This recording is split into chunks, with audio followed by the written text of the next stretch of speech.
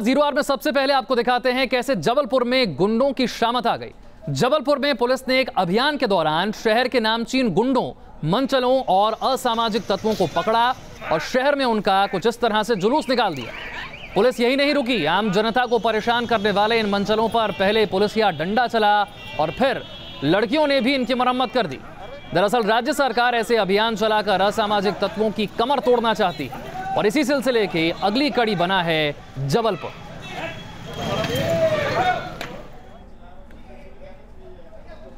और अब चीन की वो साजिश जिसे अंजाम दिया था उत्तराखंड में पूर्वोत्तर में डोकाला पर, तनातनी के बाद चीन की फौज के हेलीकॉप्टर उत्तराखंड की सीमा में घुस आए थे और सूत्रों से मिली जानकारी के मुताबिक 10 मार्च को चीन की सेना ने भारतीय एयर स्पेस का उल्लंघन किया था।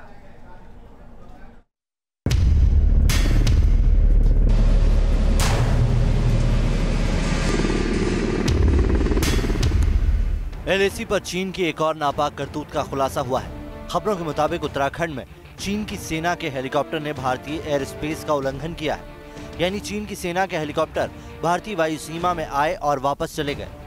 इंटेलिजेंस रिपोर्ट के मुताबिक चीन की सेना का हेलीकॉप्टर उत्तराखंड के बाराहोती, त्रिक पर्वत श्रृंखला, लद्दाख की देशपांग घाटी और बुर्तसे में उड़ता नजर आया।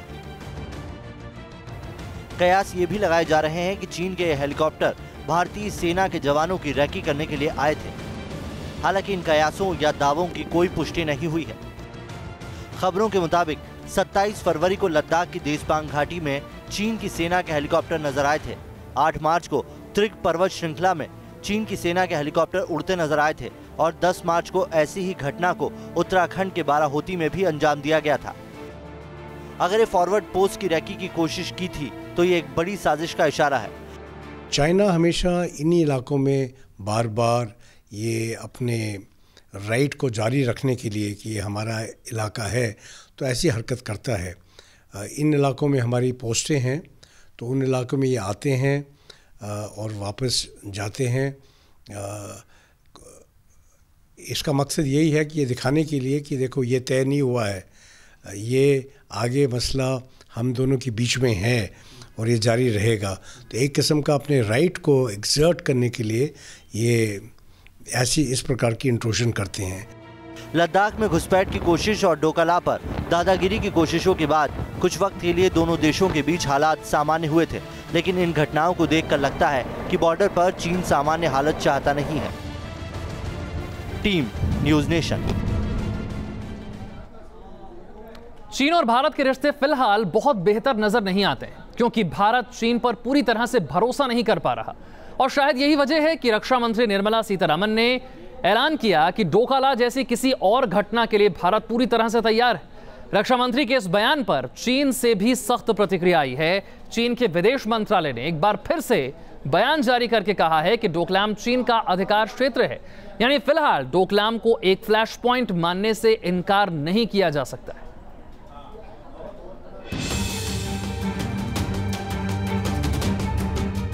डोकलाम पर तनातनी भले ही सैन्य हलकों से बाहर आ गई हो, लेकिन भारत चीन पर भरोसा नहीं कर सकता और इसी का इशारा रक्षा मंत्री निर्मला सीतारमण ने किया। भारत हर परिस्थिति के लिए तैयार है, हम फुल्ली अलर्ट भी हैं और हमारी टेरिटोरियल इंटीग्रिटी को बरकरार रखेंगे। रक्षा मंत्री निर्मला सीतारमण से पहले बीजिंग में भारत के राजदूत गौतम बंबावले ने भी डोकाला को लेकर चेताया था। गौतम बंबावले ने कहा था, भारत चीन बॉर्डर पर अमन कायम रखने के लिए जरूरी है कि कुछ जगह स्टेटस को ना बदला जाए, क्योंकि अगर ऐसा किया गया तो दोबारा डोकलाम जैसी घटना हो सकती है। ये स्पष्ट रूप से बताया कि यदि आगे चाइना की तरफ से कोई ऐसी गतिविधि होती है जिससे कि स्टेटस को अल्टर होता है तो इंडिया फिर वैसे ही रिएक्ट करेगा जैसे कि इस बार डोकलाम में किया था। बंबावले और निर्मला सीतारमण के बयानों पर चीन के विदेश मंत्रालय ने जो प्रतिक्रिया दी वो हैरान करती है। चीन के विदेश मंत्रालय से कहा गया, हमारी गतिविधियां चीन की संप्रभुता के अधिकारों के तहत हैं। स्टेटस जैसे मुद्दों से छेड़छाड़ का कोई सवाल ही नहीं उठता। मायने साफ हैं, चीन डोकलाम के मुद्दे को सुलगाए रखना चाहता है। चीन मानो दोहरा गेम खेल रहा है। एक तरफ वो कूटनीतिक रास्तों के जरिए भारत से सद्भाव बढ़ाने की बात कहता है तो दूसरी तरफ वो सामरिक शक्ति का एहसास भी कराना चाहता है। Team news nation. भारत बार बार चीन को चेता रहा है, लेकिन चीन की कारगुजारियां रुकने का नाम नहीं ले रही।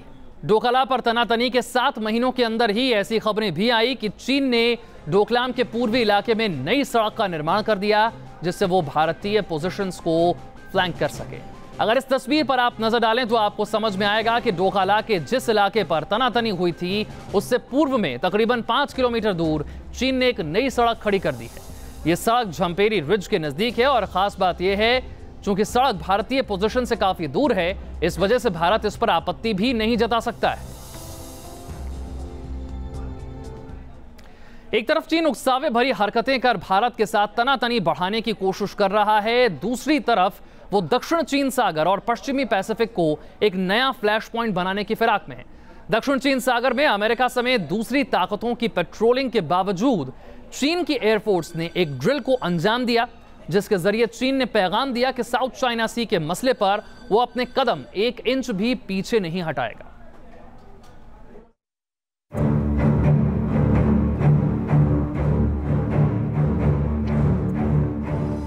दक्षिण चीन सागर में चीन ने एक और दांव खेलकर इस क्षेत्र में तनातनी की नई ज्वाला फूंकने की कोशिश की है। चीन की वायुसेना ने दक्षिण चीन सागर में एक युद्ध अभ्यास किया, जिस पर जापान और दूसरे पड़ोसी देशों से सख्त प्रतिक्रिया आई।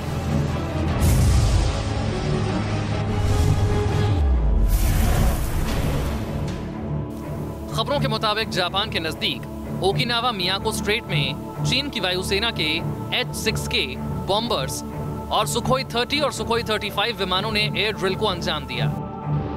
चीन की पीपल्स लिबरेशन आर्मी ने इस युद्ध अभ्यास को भविष्य में होने वाली जंग की तैयारी करार दिया है। इन बयानों और कदमों को देखकर लगता है मानो चीन ने अमेरिका को जवाब दिया है। 22 मार्च को अमेरिकी युद्धपोतों ने साउथ चाइना सी में विवादित स्पार्टली आइलैंड्स के नजदीक गश्त की थी। इस बीच ताइवान और चीन दोबारा एक दूसरे के सामने आ गए हैं। चीन की वायुसेना के लड़ाकू विमान और बम वर्षक जब पश्चिमी पैसिफिक की तरफ गए तो उन्होंने बाशी चैनल का रास्ता चुना। बाशी चैनल ताइवान के समुद्री इलाके का हिस्सा है। ताइवान की एयरफोर्स ने चीन के विमानों को बाशी चैनल पर पीछा किया और जब तक चीन के विमान वापस नहीं लौटे तब तक उन पर नजर रखी। चीन भले ही हर मोर्चे पर खुद को मजबूत दिखा रहा हो, लेकिन ये पोस्चरिंग के सिवा और कुछ नहीं है, क्योंकि ये चीन भी जानता है कि एक साथ अलग अलग मोर्चों पर जंग उसके बूते की भी बात नहीं। Team news nation. Nerve agent से रूस विरोधियों पर हमले का मामला अब दुनिया को 2 भागों में बांटता नजर आ रहा है, जिसमें एक तरफ पुतिन का रूस है और दूसरी तरफ पूरी दुनिया है। साल्सबरी घटना के बाद ब्रिटेन ने रूस के राजनयिकों को निकाल दिया था, जिसके समर्थन में आज सबसे पहले अमेरिका ने रूस के 60 राजनयिकों को देश छोड़ने का हुक्म दे दिया।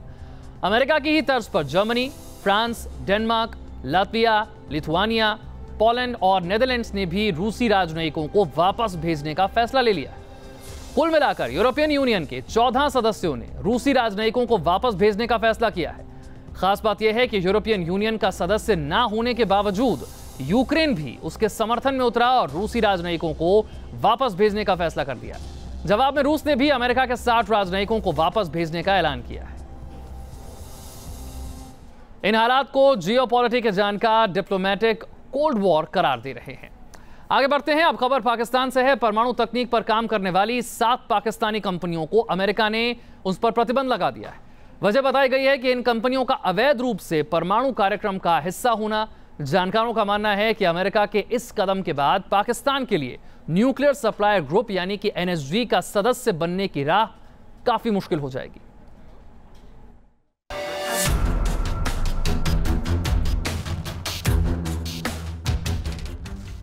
पाकिस्तान पर ट्रंप सरकार का शिकंजा दिन ब दिन कसता जा रहा है। अमेरिका पहले ही आतंक पर सख्त कार्रवाई न करने के आधार पर पाकिस्तान को सिक्योरिटी एड रोक चुका है और अब अमेरिका ने पाकिस्तान की 7 कंपनियों को बैन कर दिया है। अमेरिका का आरोप है कि इन कंपनियों ने परमाणु तकनीक और सामग्री का जिस तरह से इस्तेमाल किया वो अमेरिका और दुनिया की सुरक्षा के लिए खतरा बन सकता है। इस आधार पर अमेरिका ने कुल 23 कंपनियों पर प्रतिबंध लगाया है, जिसमें से 7 पाकिस्तानी हैं। पाकिस्तान के लिए एक बड़ा झटका है, क्योंकि अगर किसी देश की परमाणु तकनीक और सामग्री से जुड़ी कंपनियां रेड फ्लैग या किसी प्रतिबंध के अंतर्गत आती हैं, तो उसके लिए NSG की राह मुश्किल हो जाती है। अमेरिका ने जांच में पाया कि पाकिस्तानी कंपनियां अवैध रूप से परमाणु कार्यक्रम और मिसाइल तकनीक के लिए खरीद फरोख्त कर रही थी। पाकिस्तान और भारत दोनों ही NSG सदस्यता के लिए लंबे वक्त से कोशिशें कर रहे हैं। भारत को ऑस्ट्रेलिया ग्रुप, MTCR और वासनेर एग्रीमेंट जैसे अहम सामरिक गुटों में जगह मिल चुकी है, लेकिन पाकिस्तान MTCR जैसे गुटों में अब तक अपनी जगह नहीं बना पाया है और अब ये प्रतिबंध पाकिस्तान की राह में रोड़े बढ़ा देंगे। Team news nation. विदेश नीति के मोर्चे पर ट्रंप भले ही दूसरे देशों पर अपनी शक्ति साबित करते रहे हों, लेकिन घर के अंदर ट्रंप को घोर विरोध का सामना करना पड़ रहा है। गन कल्चर और ट्रंप की गन नीति को लेकर अमेरिका में बड़े विरोध प्रदर्शन हो रहे हैं, जिसमें छात्रों से लेकर हॉलीवुड के सितारे और कई सेलिब्रिटी भी शामिल हो चुके हैं।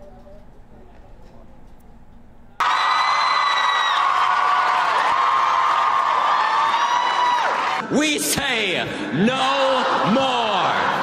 इसी नारे के साथ अमेरिका के बड़े शहरों में गन कल्चर और ट्रंप सरकार की गन पॉलिसी के खिलाफ बड़े पैमाने पर विरोध प्रदर्शन हो रहे हैं। अमेरिका के 800 छोटे बड़े शहरों में गन कल्चर रोकने के लिए प्रदर्शन हो रहे हैं। दरअसल इन प्रदर्शनों को जन्म दिया है फ्लोरिडा के एक स्कूल में हुए गोलीकांड ने। फ्लोरिडा के डगलस हाई स्कूल में 14 फरवरी 2018 को एक नौजवान ने अंधाधुंध गोलियां चलाई थी। निकोलस क्रूज नाम का एक नौजवान ऑटोमेटिक असॉल्ट राइफल लेकर स्कूल के अंदर चला गया था। इस गोलीकांड में 17 लोगों की मौत हो गई थी। इस गोलीकांड के बाद से ही अमेरिका में लगातार बंदूक खरीदने के ढीले नियमों के खिलाफ आवाज उठ रही थी और इन प्रदर्शनों के जरिए ये आवाज तेज हो गई है। कुछ शहरों में तो बड़े सितारे भी इस प्रदर्शन में शामिल हुए और इन छात्रों के साथ अपना समर्थन जाहिर किया। ट्रंप सरकार ने गन पॉलिसी बदलने की बजाय सुरक्षा नियम कड़े करने का प्रस्ताव रखा है, जिससे लोग नाराज हैं। I'm a middle school teacher and I don't believe in arming teachers and I believe children should be able to attend school and feel safe.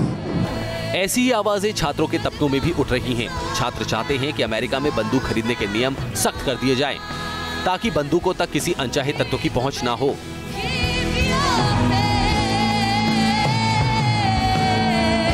Change the gun laws. There should be no reason that an AR-15, an assault rifle, should be available to anyone who doesn't need one. Gun policy को लेकर Trump सरकार पहले भी आलोचकों के निशाने पर रही है, लेकिन इस बार जिस पैमाने पर विरोध प्रदर्शन हो रहे हैं, उन्हें देखकर लगता है कि रिपब्लिकन खेमे को कोई ना कोई ठोस कदम उठाना ही पड़ेगा। Team news nation. पाकिस्तान में माविया मलिक पहली ट्रांसजेंडर न्यूज एंकर बनी है। एक निजी टीवी चैनल में माविया को एंकरिंग का मौका दिया गया। जैसे ही माविया ने अपना पहला बुलेटिन पढ़ा, वो सुर्खियों में आ गई। उनका वीडियो सोशल मीडिया पर वायरल हो गया। लोगों ने उनकी जमकर तारीफ की। माविया ने अपने करियर की शुरुआत मॉडलिंग से की थी और हाल ही में उन्होंने एक बड़े फैशन वीक के दौरान रैंप वॉक किया था। लेकिन कोहिनूर नाम के एक छोटे से न्यूज चैनल ने अपने स्क्रीन पर एक ट्रांसजेंडर को मौका देकर कट्टरपंथी समझे जाने वाले पाकिस्तान में एक बड़ी पहल को अंजाम दिया है।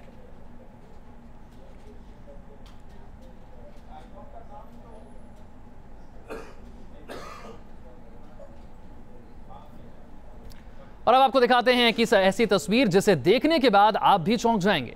गुजरात के गिर सोमनाथ में एक भजन कार्यक्रम में भक्त जन भजन के गायकों पर नोट उड़ाते हुए नजर आए। एकता महोत्सव नाम के किए गए इस कार्यक्रम में कीर्तिदान गढ़वी भजन गा रहे थे और ठीक उसी वक्त पर कुछ भक्त वहां पर उठते हैं, नोटों की बारिश करते हैं और इस कार्यक्रम में बीजेपी सांसद पूनमबेन भी शामिल थी। लेकिन यूं भजन संध्या में नोट उड़ाए जाने को लेकर सांसद महोदया ने भी ऐतराज नहीं जताया। गिर सोमनाथ में यह कार्यक्रम रखा गया था। भजन गायक पर कुछ इस तरह से उड़ाए गए नोट। लंदन के मैडम तुसाद म्यूजियम में दुनिया भर की कई नामी हस्तियों के स्टैचू आपने देखे होंगे जो हुबहू उन सेलिब्रिटीज की ट्रू कॉपी लगते हैं। अब यहां ब्रिटिश राज परिवार की भी अलग से प्रदर्शनी लगाई गई है, जिसे रॉयल बालकनी का नाम दिया गया है। यहां बकिंगम पैलेस की वैसी ही बालकनी को बनाया गया है जैसी बालकनी से शाही परिवार लोगों को संबोधित करता है।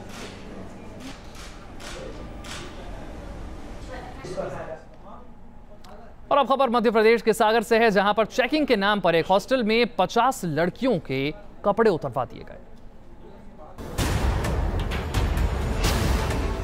ये हमारे ही देश की दो तस्वीरें हैं।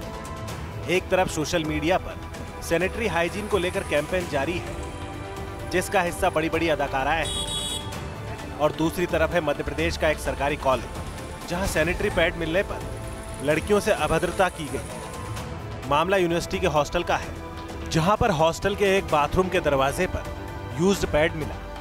इसी से नाराज हॉस्टल वार्डन ने मौजूद सभी लड़कियों के कपड़े उतरवा दिए। इस घटना से लड़कियां बेइज्जत महसूस कर रही हैं और चाहती हैं कि वार्डन पर सख्त से सख्त कार्रवाई हो। अगर इसके अगेंस्ट अगर कुछ नहीं किया तो फिर प्रोटेस्ट तो करना ही पड़ेगा। मतलब जितनी भी गर्ल्स थी सबकी चेकिंग करी, वो आपने पता ही होगा कैसे की, कपड़े उतरवा के। तो ये जो घटना थी बहुत ज़्यादा बुरी थी। इस पूरे मामले से नाराज होकर सभी लड़कियों ने यूनिवर्सिटी के कुलपति से मुलाकात की।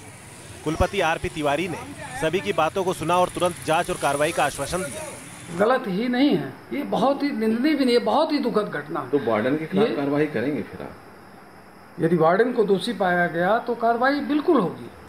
अगर ऐसी घटना को किसी अनपढ़ ने अंजाम दिया होता तो शायद विवाद इतना न बढ़ता, लेकिन एक पढ़ी लिखी वार्डन महिला होकर अगर लड़कियों के ऐसे संवेदनशील पहलुओं को नहीं समझ पाती तो सख्त कार्रवाई की मांग जायज लगती है।